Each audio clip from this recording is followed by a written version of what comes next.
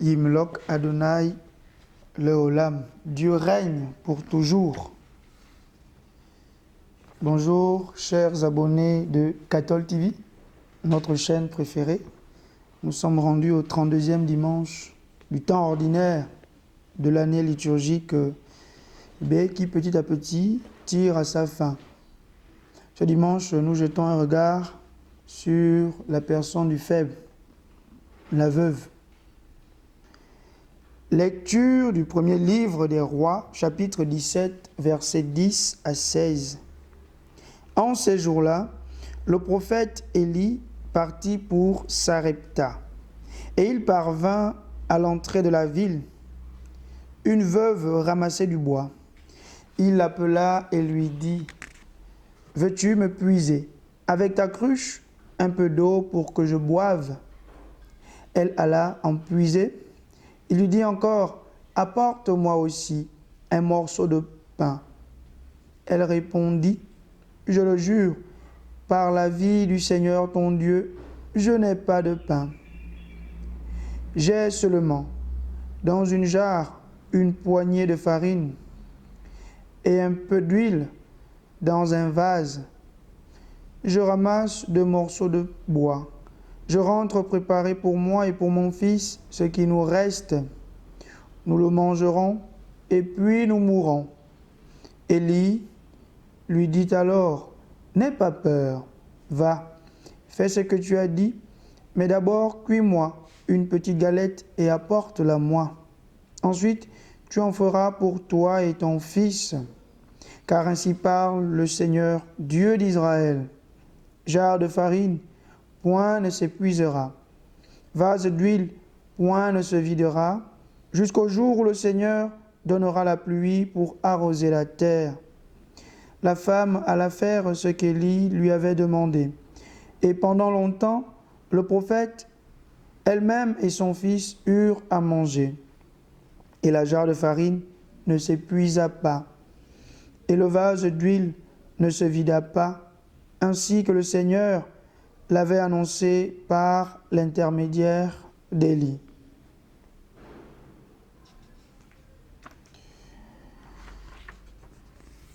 Élie, dans le contexte antécédent à ce texte, Élie a annoncé au roi d'Israël, le roi Akab,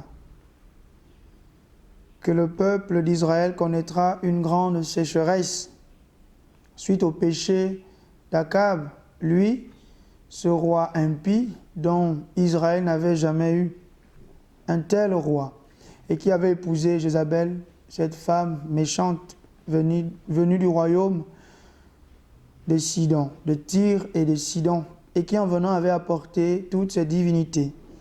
Elle avait donc causé la corruption du roi et la corruption de tout le royaume. Le peuple d'Israël se retrouvait dans le péché. D'où la colère de Dieu qui a suscité cette sécheresse. Élie a été nourri par des corbeaux. Et voilà qu'il va entrer dans une ville, lui qui désormais ressent à nouveau de la faim. Il entre dans une ville appelée en hébreu Tsarfata. Tsarfata, ce qui veut dire tenter. Une ville qui veut dire tenter. Le nom de cette ville n'est pas ici de manière anodine, parce qu'effectivement, Élie va mettre à l'épreuve une veuve. Élie entre à Tsarfata, une ville païenne. Nous sommes là dans le royaume de Sidon. Nous sommes à Sidon, donc une nation étrangère au peuple d'Israël. Élie, en entrant, se rapproche de cette veuve et lui demande de l'eau, signe d'hospitalité. Et plus loin, il lui demande également du pain. Le pain aussi, qui est signe d'hospitalité pour tous ces royaumes d'Orient. Mais cette veuve vit une situation difficile. Elle n'est pas riche. Ce n'est pas une veuve qui a beaucoup de biens, dont le mari aurait laissé beaucoup d'héritage. Non, c'est une veuve qui non seulement est déjà un poids pour elle-même, n'ayant plus d'homme, n'ayant plus de mari, mais à ce poids s'ajoute le fait qu'elle a également un fils. Elle a également un fils. Elle a un poids pour elle-même, mais elle a un poids également parce qu'elle doit subvenir aux besoins de son enfant. Qu'est-ce qu'elle dit à Élie quand il lui demande du pain? Elle lui dit qu'elle n'a que une poignée de farine. Une poignée de farine dans une jarre. Vous voyez, une poignée de farine. Le texte hébreu parle de raf, c'est-à-dire qu'elle a littéralement une pomme de farine.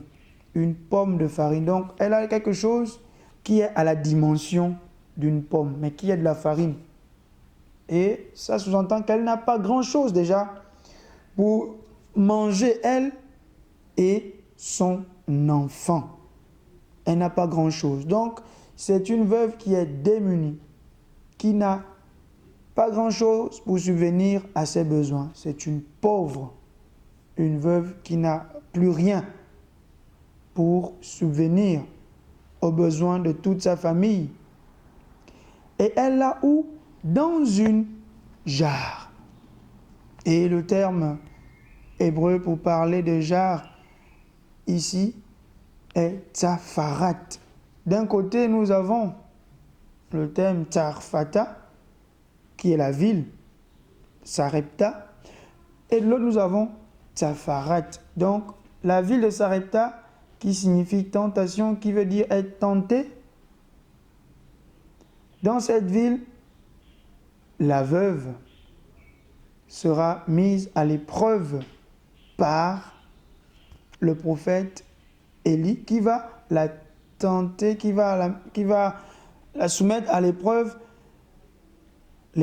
de la jarre qui est pour elle ce qui pourra nourrir elle et son enfant, est aussi ce qui peut causer sa subsistance, nourrir elle et son enfant, et causer également sa subsistance, elle et son enfant, de manière permanente. Tout dépendra de la manière dont elle va utiliser la farine qui est dans cette jarre. Comment est-ce qu'elle va l'utiliser?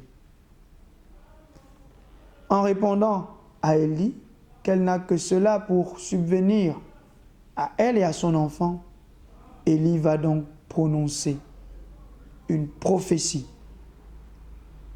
Prophétie dans laquelle il dit que jarre, point, ne s'épuisera et l'huile contenue dans le vase ne se videra pas. Et cette femme croit en cette parole. Elle croit en cette parole d'Élie. Élie lui dit que le jarre ne se videra pas et aussi que son vase aura toujours de l'huile. Elle croit en cette parole et suite à cela, elle va donc donner du pain à Élie qui lui demande ce pain, ce qui lui reste à vivre. Elle va donner cela à Élie. Donc, c'est de sa confiance dans le Seigneur que va surgir l'abondance. Elle est dans la misère, elle est dans le manque, mais sa situation de manque ne fait pas en sorte qu'elle s'oppose au prophète Élie en lui disant que toi tu es un étranger, tu viens du royaume d'Israël et moi je suis de Sidon. Nous n'avons pas les mêmes conceptions de Dieu. Laisse-moi manger ce qui me reste comme pain avec mon enfant et nous allons mourir. Mais elle s'en remet à la volonté du Dieu d'Élie, elle s'en remet à la volonté de ce qu'Élie est en train de lui dire. Donc de la confiance, même dans la misère, peut jaillir l'abondance. Il faut donc croire en la providence. Ce que le Seigneur nous enseigne ici, c'est que les situations de manque peuvent aussi être des situations de rencontre avec Dieu. Les situations de manque peuvent être des occasions où Dieu nous visite et où il vient nous combler. Tout dépendra de l'attitude que nous aurons lorsque nous sommes dans une situation de manque. lorsque nous avons besoin de quelque chose, comment est-ce que nous nous comportons? Est-ce que nous savons accomplir un sacrifice en donnant ce qui nous reste? Ou est-ce que nous sommes égoïstes en pensant que nous devons tout simplement profiter du peu qui nous reste? Dieu ne veut pas que nous soyons misérables. Dieu ne veut pas que nous puissions nous retrouver dans une situation où nous donnons tout ce que nous avons et nous n'aurons plus rien à subvenir à nos besoins. Mais Dieu se sert de nos situations de manque pour nous visiter et pour nous combler. C'est pourquoi il ne faut pas toujours penser que lorsqu'on manque de quelque chose, lorsqu'il ne nous reste que cette petite chose, ça veut donc dire que Dieu nous a abandonnés, qu'il nous a rejetés. Cette situation peut être l'occasion de faire l'expérience de la bonté de Dieu. Et vous voyez que dans ce monde où il y a des gens qui sont en surabondance, qui ont beaucoup de biens, ces derniers tournent parfois le dos à Dieu parce que leur abondance les pousse à oublier Dieu. Ce Dieu qui vient pour nous enrichir. Alors, le manque devient pour le pauvre, pour le misérable, l'occasion d'être enrichi par la richesse de Dieu. Et c'est ce qu'a compris cette pauvre veuve qui donne tout ce qu'elle avait, à Élie. Elle a fait confiance en la parole d'Élie. Apprenons donc à découvrir la richesse de Dieu, même dans les situations de manque. Apprenons à découvrir la providence de Dieu, même lorsqu'il ne nous reste que cela comme richesse, parce que Dieu est providence. N'avez-vous jamais fait l'expérience d'une situation où quelqu'un vient vous demander ce qu'il vous reste comme argent, les petits 1000 francs qui vous restent dans votre poche? Et voilà que quelqu'un qui est dans le besoin vient vous demander cela. Vous ne savez pas, peut-être que c'est Dieu qui vous visite et ce pauvre vous demande 1000 francs. Et en donnant vos 1000 francs, voilà que plus tard, vous vous retrouvez dans l'abondance en vous disant que le Seigneur m'a comblé malgré le manque que j'avais.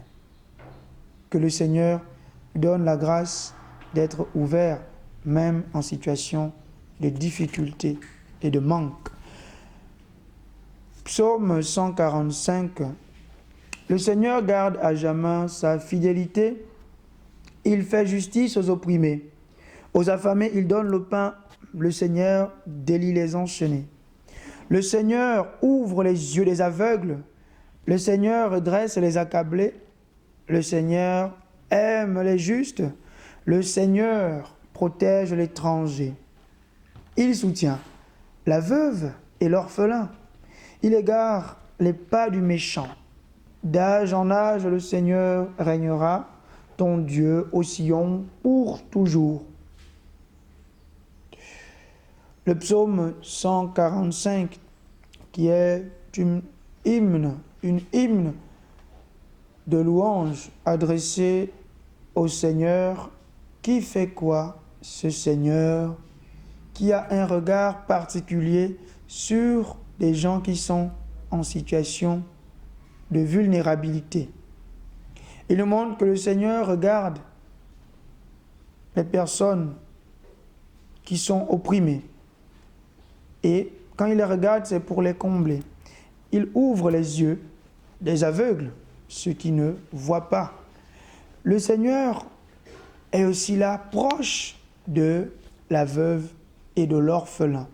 Donc, il a un regard particulier vis-à-vis des personnes qui sont misérables, des personnes vulnérables, qui n'ont aucune sécurité et qui ne comptent que sur la bonté du Seigneur. Parce qu'ils sont dans un monde où leur justice n'est pas garantie. Comment le Seigneur les regarde? Il les regarde de façon préférentielle. Donc ce psaume est l'occasion pour des personnes qui sont dans des difficultés, puisque le psaume, c'est notre parole adressée au Seigneur dans les moments de joie, de peine et de difficulté. Ce psaume particulier qui nous présente le regard du Seigneur sur les gens qui sont en situation de détresse devient l'occasion pour ces personnes qui traversent un moment difficile d'élever leur voix vers ce Seigneur qui peut soulager leur peine. Parce que le Seigneur a un regard préférentiel sur la personne marginalisée, sur la personne rejetée. C'est aussi l'occasion pour ceux qui ont de grands biens d'être les mains et le cœur de Dieu afin de réconforter les personnes qui sont en situation de détresse. Lecture de la lettre aux Hébreux, chapitre 9, versets 24 à 28. Le Christ n'est pas entré dans un sanctuaire fait de main d'homme. Figure du sanctuaire véritable, il est entré dans le ciel même, afin de se tenir maintenant pour nous devant la face de Dieu. Il n'a pas à s'offrir lui-même plusieurs fois, comme le grand prêtre qui tous les ans entrait dans le sanctuaire, en offrant un sang qui n'était pas le sien. Car alors, le Christ aurait dû plusieurs fois souffrir la passion depuis la fondation du monde. Mais en fait, c'est une fois pour toutes, à la fin des temps, qu'il s'est manifesté pour détruire le péché par son sacrifice. Et comme le sort des hommes est de mourir une seule fois et puis d'être jugé, ainsi le Christ s'est-il offert une seule fois pour enlever les péchés de la multitude. Il apparaîtra une seconde fois, non plus à cause du péché, mais pour le salut de ceux qui l'attendent.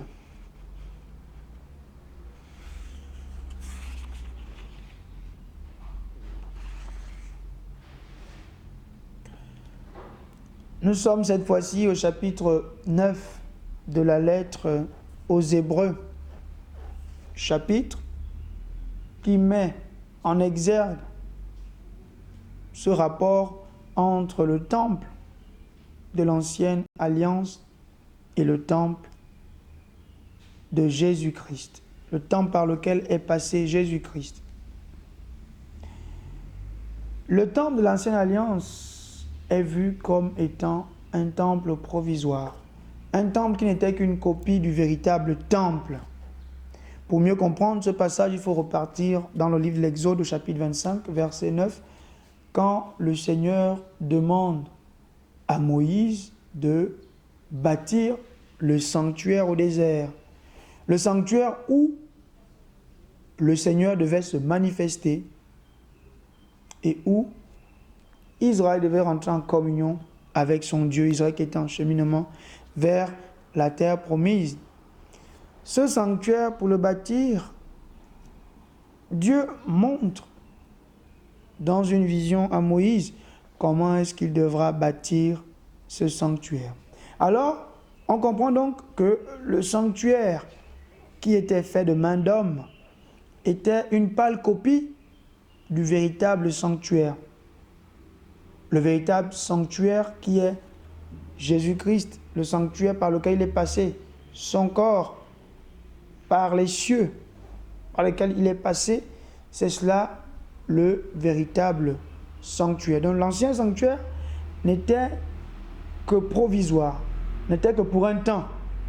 Jésus vient établir le véritable sanctuaire qui n'est rien d'autre que son propre corps. Et dans ce sanctuaire, à la différence du grand prêtre qui lui entrait chaque jour à Yom Kippour, donc à la fête de l'expiation des péchés, il entrait au Yom Kippour, la fête de la purification, il entrait avec le sang des animaux, il n'entrait pas avec son propre sang, mais avec le sang des animaux, et il le faisait chaque année, c'était un sacrifice répétitif. Jésus, lui, son sanctuaire est un sanctuaire des derniers temps, aux temps accomplis. Pourquoi? Parce que lui, c'est une fois pour toutes qu'il est entré dans ce sanctuaire. C'est une fois pour toutes. Et il n'entre pas avec le sang des animaux, il entre avec son propre sang. Donc, la lettre aux Hébreux, dans ce passage, veut nous enseigner que l'ancienne alliance ne faisait que préparer ou ne faisait que présenter de manière provisoire ce qui devait s'accomplir dans la nouvelle alliance. Non seulement il y a un lien entre l'ancien et la nouvelle, mais la nouvelle accomplit l'ancienne, et donc il ne faudrait plus, selon eux, s'attarder sur ce temple ancien que constituait le temple, le sanctuaire de l'Ancien Testament. Il faut maintenant se tourner vers le véritable temple, le temple des temps derniers, le temple parfait qui est celui de Jésus-Christ. Dans nos traditions, très souvent, pour être purifié ou pour expier un mal, qu'est-ce qu'on fait? Souvent, les charlatans ou encore les hommes guérisseurs et autres prennent un animal qu'ils cassent le pied ou ils égorgent pour faire passer notre mal, la douleur que nous ressentons, à cet animal. Pour que cet animal soit source d'expiation de nos péchés.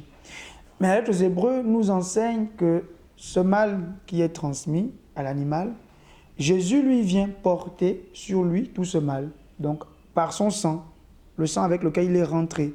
Et puisqu'il est fils de Dieu, ce sang est le sang parfait. Il n'y a donc plus à chercher à aller dans ces sanctuaires anciens, à aller dans ces sanctuaires que nous donne nos traditions pour pouvoir nous purifier. Une purification qui va se produire à chaque fois. Alors que nous qui avons adhéré au Christ, la purification perpétuelle nous est donnée par le sang du Christ qui, à chaque invocation, nous purifie de tout péché. Avec lui, nous avons une purification éternelle lorsque nous entrons dans son projet. Donc, c'est une manière de quitter ces sacrifices momentanés pour entrer dans le sacrifice éternel. Celui qui a été accompli une fois pour toutes, celui de Jésus-Christ.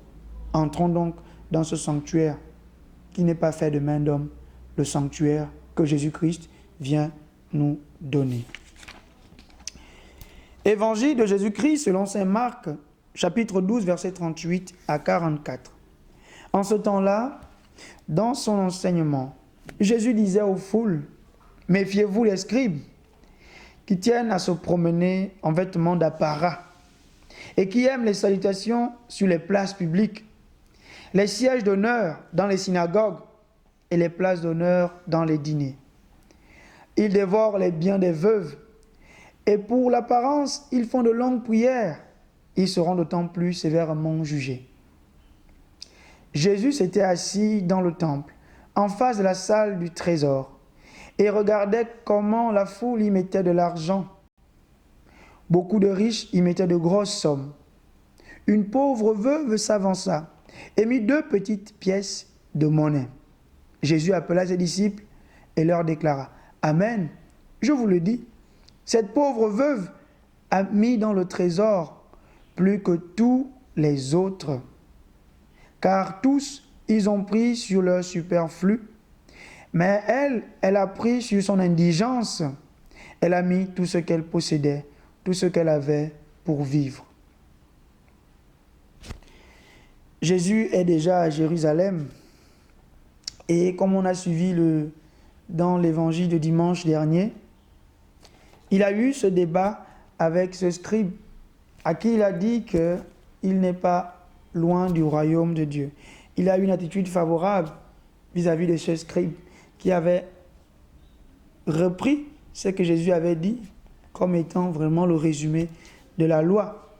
Et dans l'évangile de ce jour, il a plutôt une attitude méfiante, une attitude désagréable vis-à-vis des scribes. Ça ne veut pas dire que Jésus n'aimait pas les scribes. Sinon, il n'aurait pas dit à ce scribe du dimanche dernier, que tu n'es pas loin du royaume de Dieu. Ça veut dire que Jésus était contre une catégorie de scribes. Jésus s'attaque à une catégorie de scribes.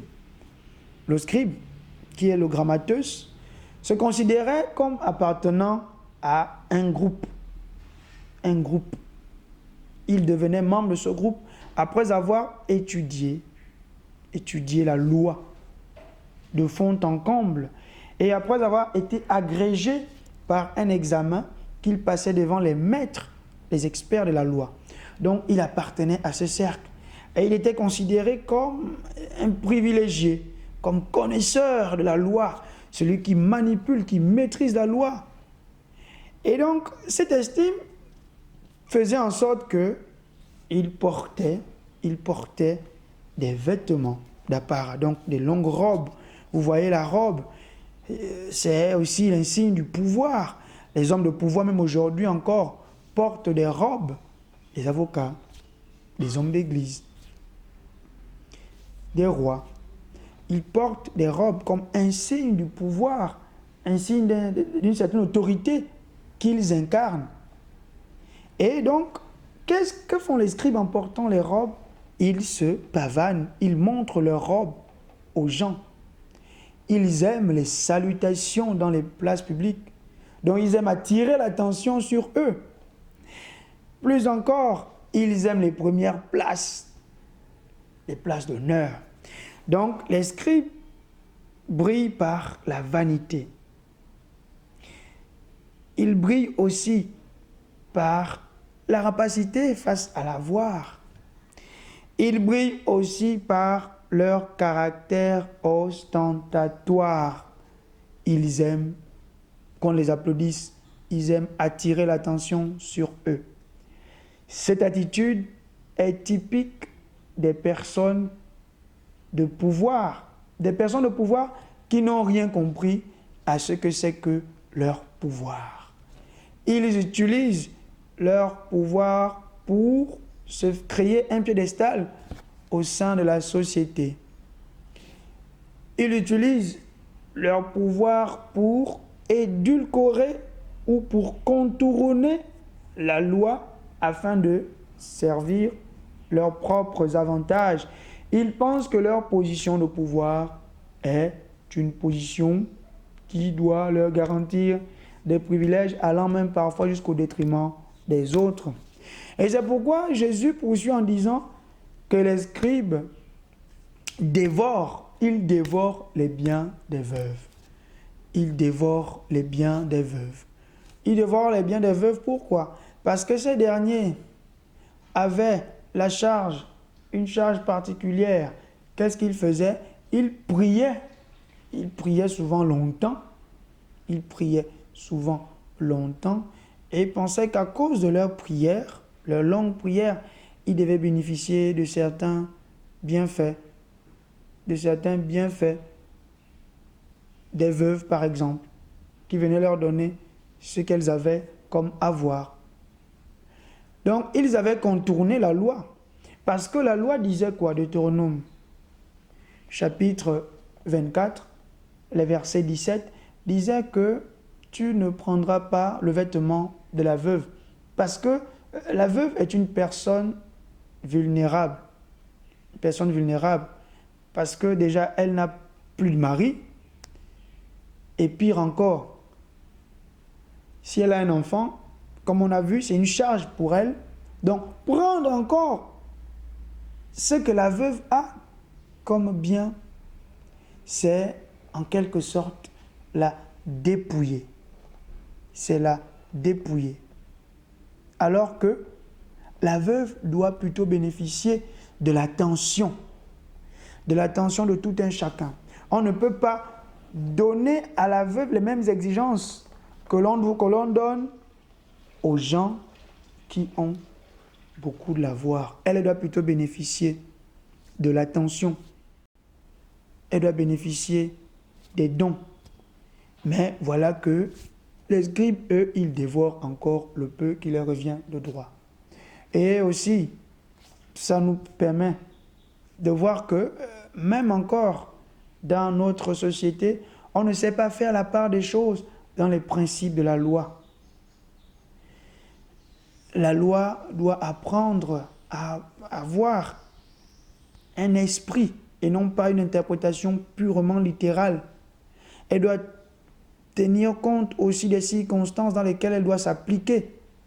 Parce que tout le monde ne vit pas les mêmes réalités. C'est pourquoi, à une loi injuste, quelqu'un disait que nul n'est tenu d'obéir. Jésus oppose l'attitude ostentatoire des Juifs, des scribes plus particulièrement, à l'attitude de cette pauvre veuve. Cette veuve qui, au temple de Jérusalem, où il y avait un tronc dans lequel on mettait les offrandes, va elle aussi venir discrètement déposer 2 piécettes dans le tronc. 2 piécettes, une somme d'argent qui paraît insignifiante. Parce que 2 piécettes, ce n'est pas, en quelque sorte, beaucoup d'argent qui pourrait servir à une œuvre. Mais c'est tout ce qu'elle a pour vivre. Donc, elle donne tout son être dans son avoir et elle se retrouve indigente. Elle n'a plus rien. Elle n'avait que ça pour donner. Elle se sacrifie en donnant ce qu'elle a d'essentiel pour vivre. À la différence de ces riches qui s'avançaient et qui donnaient sur leur superflu. Donc, des gens qui, de manière ostentatoire, venaient déposer des offrandes, des grosses sommes d'argent, mais qui ne les donnaient pas de manière charitable, mais donnaient ça de manière à attirer l'attention sur eux, pour qu'on voit que ces derniers font de grands dons. Ils font de grands dons à l'église, ils font de grands dons au temple de Jérusalem. Tandis que cette veuve qui donne 2 piécettes, elle sera vue de manière misérable, elle sera méprisée. Pourquoi? Parce qu'elle ne donne pas grand-chose par rapport à ces derniers. Alors, Jésus va appeler ses disciples pour leur faire cet enseignement en leur disant que cette veuve a donné plus que tous. Pourquoi? Parce qu'elle donne son existence, tout son être dans cette offrande. Dans cette offrande se trouve tout son être. Donc, le don ne se trouve pas, la valeur du don ne se trouve pas autant dans la quantité, mais dans la qualité du don. C'est la qualité du don qui compte et non pas la quantité. Ce n'est pas parce qu'on donne de grosses sommes d'argent que nécessairement on sera bien vu de Dieu. Mais c'est comment nous donnons. Est-ce que nous donnons ça de manière charitable ou est-ce que nous donnons ça pour nous faire aimer, pour nous faire apprécier des gens et de la vue des yeux des autres? C'est ça qui est le plus important. Donner avec son cœur et non pas donner pour plaire. Or, vous le verrez encore dans nos milieux ecclésiaux, des gens font beaucoup de dons à l'église, aux pauvres, mais ils font ces dons en brandissant des caméras. Ils font ces dons en appelant des gens qui vont venir témoigner. Ils manquent de discrétion dans leurs dons. Or, Jésus nous invite à la discrétion dans le don que nous faisons, mais aussi dans l'acte que pose la veuve en donnant ce qui lui restait pour vivre. Jésus interpelle également une attitude religieuse. Il attire notre attention sur l'attitude religieuse des scribes. L'attitude religieuse des scribes qui consiste à prendre même l'argent d'une femme qui n'a que ça pour vivre. Alors que la loi dit qu'il faut avoir une certaine compassion pour les personnes vulnérables, les personnes faibles. Il attire donc l'attention de ces derniers sur le fait que, en principe, on ne devrait pas prendre ce qui reste à une veuve. C'est plutôt eux qui devraient donner à cette dernière pour qu'elle puisse subvenir à ses besoins. Et vous verrez encore aujourd'hui comment, dans plusieurs milieux ecclésiaux, il y a des hommes de Dieu qui demandent à des chrétiens d'apporter tout leur salaire. Mais ils font comment pour vivre après? Si chaque mois, la personne apporte tout son salaire, comment est-ce qu'elle va vivre? Est-ce une attitude charitable? Pourquoi? Parce qu'on contourne l'interprétation de la loi, on la contourne. Maîtrisant la loi, ces derniers contournent les commandements de Dieu pour servir leur propre cause, pour s'enrichir sur le dos du peuple qui souffre, qui peine, alors qu'ils devraient interpréter la loi, interpréter les commandements, interpréter la parole de Dieu dans le sens d'aider les personnes faibles, dans le sens d'aider les personnes misérables.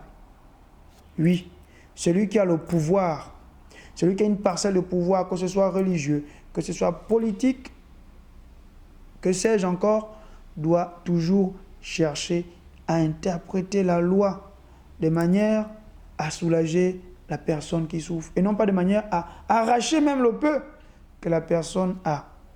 Car ce qu'on arrache à celui qui a pas grand-chose, c'est à Dieu aussi qu'on l'arrache. Parce que dans la personne du pauvre, c'est Dieu qui se révèle. Et c'est pourquoi il a un œil particulier sur les pauvres. Nous devons donc être les mains, les pieds, les yeux, le cœur de Dieu pour avoir une attention particulière sur les personnes misérables. Benedicat vos omnipotens Deus, Pater et Filius et Spiritus Sanctus.